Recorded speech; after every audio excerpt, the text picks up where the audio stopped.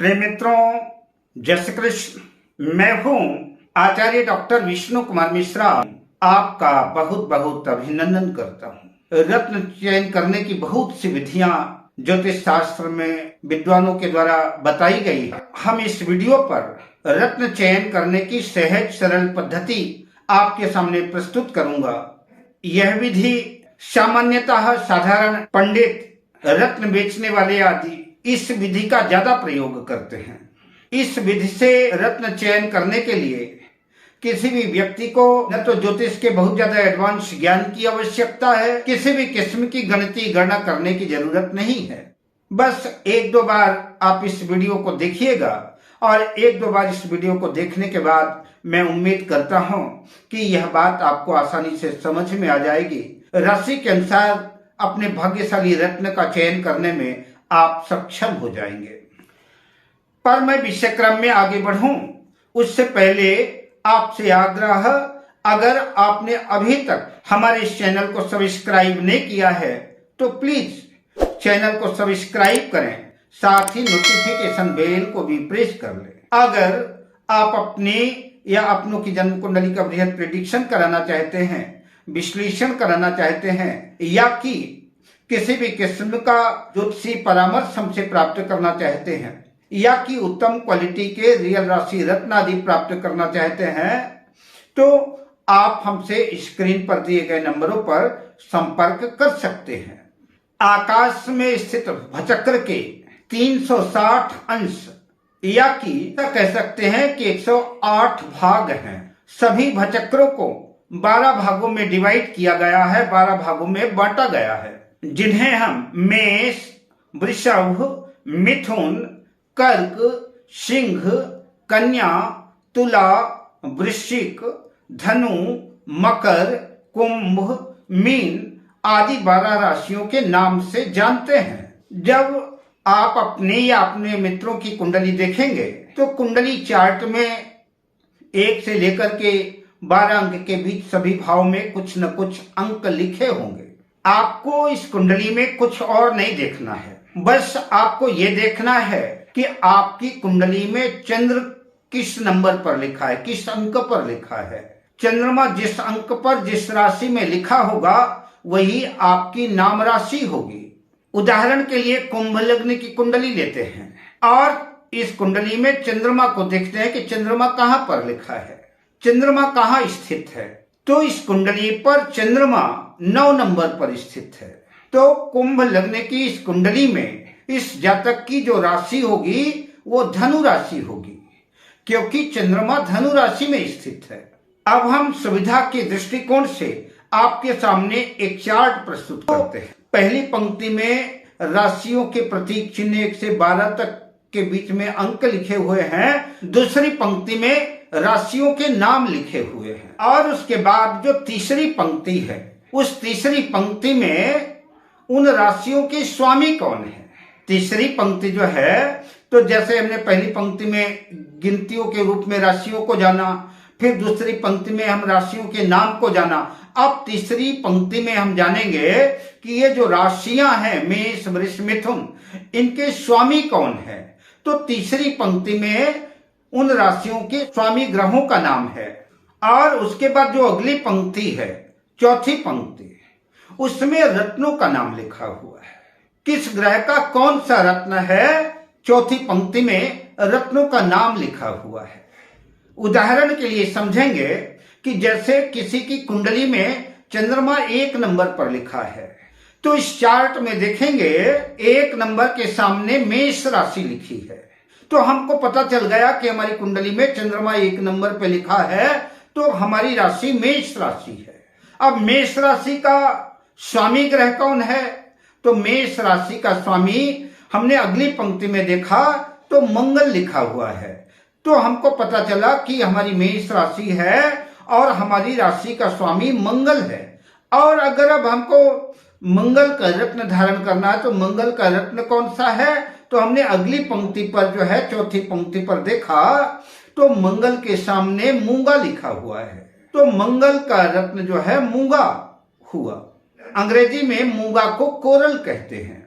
तो इस तरह से हमने आसानी से जान लिया कि अगर किसी की मेष राशि है तो मेष राशि वालों को मंगल का रत्न मूंगा धारण करना लाभकारी सिद्ध होगा। मैं उम्मीद करता हूं कि बात आपकी समझ में आ गई होगी, लेकिन फिर भी सुविधा की दृष्टि से एक और उदाहरण के रूप में आपको समझाने का प्रयास करते हैं। माना कि किसी की कुंडली में चंद्र 10 नंबर पर लिखा है, 10 नंबर की गिनती है और उसके बगल में चंद्रमा लिखा हुआ है, चंद्र स्थित है। तो हमने इस चार्ट पर देखा नीचे यहाँ पर 10 नंबर लिखा है और 10 नंबर के आगे हमने देखा तो मकर राशि बनी हुई है। फिर और आगे जब देखते हैं इसके सामने तो मकर राशि के सामने हमको पता चला उसके स्वामी ग्रह जो है शनिदेव है। अब हमको शनि का रत्न धारण करना है, तो शनि का रत्न कौन है? तो हमने ठीक उसके सामने चौथी पंक्ति में अगली पंक्ति में देखा तो शनि के सामने नीलम लिखा हुआ है। तो जिन लोगों की मकर राशि है उनको जो है तो नीलम रत्न धारण करना फायदेमंद होगा। इस तरह से आप किसी भी की कुंडली देख करके चंद्रमा किस अंक पर स्थित है और उसका स्वामी ग्रह कौन है और उस ग्रह का रत्न कौन है, यह जान करके आप बड़ी सुगमता से जो है रत्न का चयन कर सकते हैं। पर दुनिया में बहुत से लोग ऐसे भी होंगे न तो जिनकी जन्म कुंडली है और न जिनका कोई बर्थ डिटेल है, उनको पता ही नहीं कि कब पैदा हुए, कौन सी राशि है, उनको अपने जन्म का समय ही मालूम नहीं, लेकिन उनको भी रत्न पहनने की इच्छा है, वो भी चाहते हैं कि हम रत्न पहने। तो ऐसे लोगों को जिनकी अपनी जन्म कुंडली नहीं है तो वह अपने नाम के अनुसार अपने नाम के प्रथम अक्षर को आधार बना करके रत्न का चयन कर सकते हैं। लोगों की राशि का नाम अलग होता है और प्रचलित नाम अलग होता है। तो राशि का नाम तो तब पता होगा जब आपकी कुंडली होगी, लेकिन अब आपकी कुंडली नहीं, आपके जन्म का समय मालूम नहीं, तो आपको अपने प्रचलित नाम से ही जो है नाम के प्रथम अक्षर से अपनी राशि ज्ञात करना होगा और उस राशि के स्वामी का रत्न धारण करना होगा। जन्म के समय जो नाम निकाला जाता है वह चंद्र राशि के आधार पर निकाला जाता है। तो जिन लोगों को अपना बर्थ डिटेल नहीं मालूम, अपने जन्म की राशि का नाम नहीं मालूम, ऐसे लोगों को अपने प्रचलित नाम से जो रत्न धारण करना चाहिए। आप अपने प्रचलित नाम के आधार पर उसके प्रथम अक्षर से अपनी राशि ज्ञात कर सकते हैं और उसके रत्न का चयन कर सकते हैं। भारतीय रत्न पद्धति चयन में इन दोनों राशियों के रत्न उपरत्न समान ही हैं, उसमें तनिक भी कोई अंतर नहीं।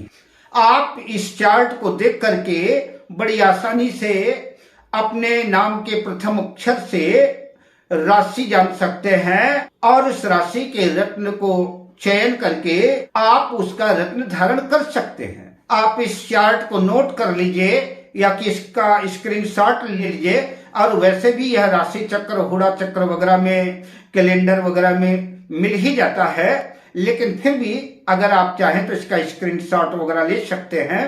पहले लाइन में 1 से 12 के बीच में अंक लिखे हुए हैं। जैसा मैंने पहले चार्ट में बताया था, ये जो गिनतियां लिखी हुई हैं ये राशियों का प्रतिनिधित्व करती हैं। 1 नंबर लिखा इसका मतलब कि मेष राशि, 2 नंबर लिखा इसका मतलब वृष राशि। तो इसी तरह से पहली पंक्ति में जो लिखे हुए हैं राशियों के रूप में अंक का क्रम लिखा हुआ है और दूसरी पंक्ति में 9 अक्षर लिखे हुए हैं।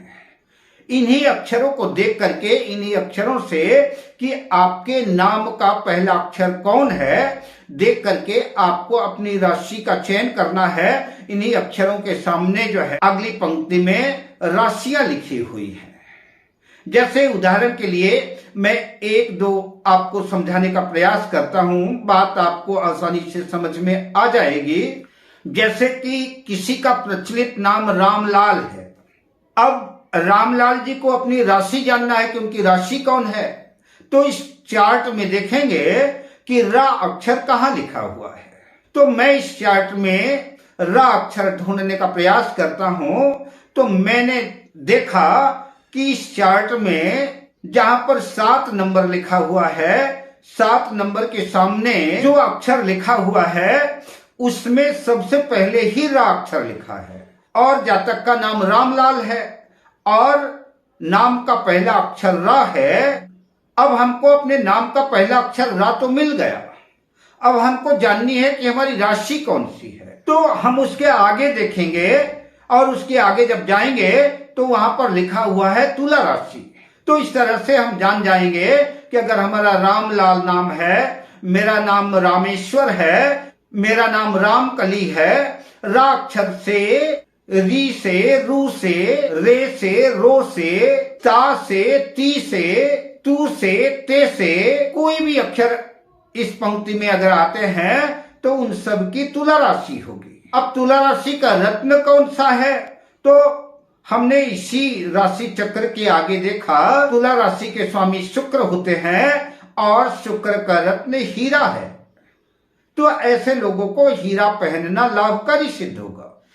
अब एक और उदाहरण नाम से समझते हैं। मान लीजिए किसी का नाम घनश्याम है, तो घनश्याम की कौन सी राशि होगी यह देखने के लिए हमने इस चार्ट में देखा कि घा कहां लिखा हुआ है। तो हमने पाया कि 3 नंबर जहां लिखा हुआ है ठीक उसके सामने पहले का लिखा है, फिर की लिखा है, फिर कु लिखा है और फिर घा लिखा हुआ है। तो हमको घा मिल गया। तो घनश्याम की अब राशि कौन होगी यह जानने के लिए हम सामने देखेंगे तो पता चला कि तो सामने मिथुन राशि लिखी हुई है, तो घनश्याम की कौन सी राशि होगी, मिथुन राशि होगी। एक और उदाहरण लेते हैं और फिर अपनी बात को विराम देते हैं। मान लीजिए किसी स्त्री का नाम लीलावती है। अब लीलावती को अपनी राशि देखना है तो ठीक इसी तरह से इस राशि चक्र में देखेंगे कि ली शब्द कहां लिखा हुआ है। तो हमने खोजा तो जहां पर 1 नंबर लिखा हुआ है तो हमने 1 नंबर वाले अक्षर के सामने देखा तो लिखा है चू, चे, चो, ला, ली। यहां पर हमको ली मिल गया। तो लीलावती की अब राशि कौन है यह जानने के लिए हमने सामने देखा तो मेष राशि लिखा हुआ है। तो लीलावती की मेष राशि हुई। मैं उम्मीद करता हूं कि आप इस चार्ट को देख करके आप अपने नाम के प्रथम अक्षर को आधार बना करके अपनी राशि इस चार्ट के माध्यम से जान जाएंगे और उनके रत्न लिखे हुए हैं इसे देख करके आप सहजता से अपनी राशि को तो जान ही जाएंगे, साथ ही अपने भाग्यशाली रत्न को भी जान जाएंगे। अब मैं आपसे लेता हूं विदा शुभ कामनाओं के साथ। जय श्री कृष्ण।